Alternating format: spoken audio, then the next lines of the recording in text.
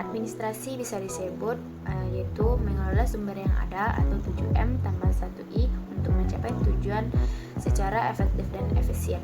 Nah, selanjutnya yang harus kita ketahui adalah apa itu peserta didik.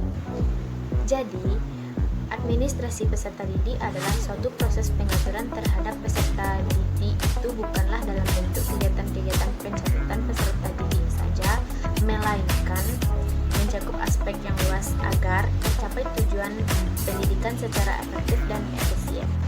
Menurut Undang-Undang Nomor 20 Tahun 2003 bahwa peserta didik dapat diartikan sebagai anggota masyarakat yang berusaha mengembangkan potensi diri melalui proses pembelajaran yang tersedia pada jalur, jenjang, dan jenis pendidikan tertentu.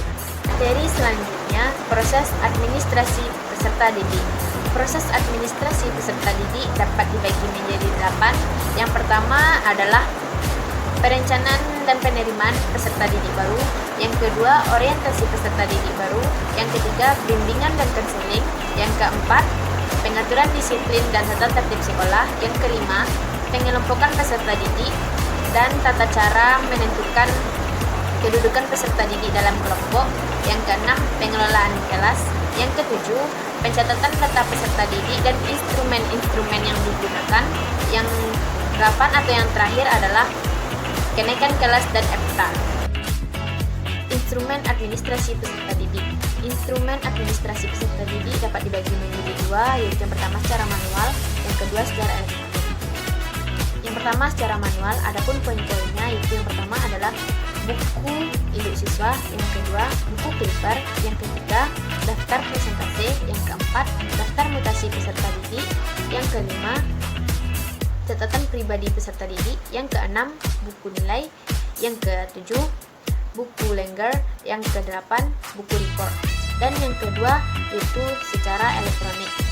Yang pertama induk siswa, yang kedua buku paper, yang ketiga daftar mutasi peserta didik, yang keempat buku catatan pribadi peserta didik, dan yang kelima atau yang terakhir adalah daftar nilai.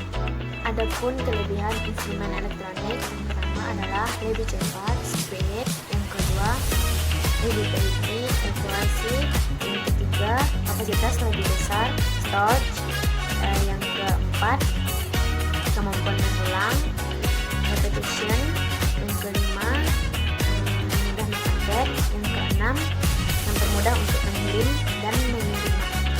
Peran guru dalam administrasi peserta didik. Guru ikut serta dalam administrasi peserta didik, terutama dalam kegiatan pengelompokan peserta didik dan tata cara menentukan kedudukan peserta didik dalam kelompok, pengelolaan kelas, serta kenaikan kelas dan EPTA.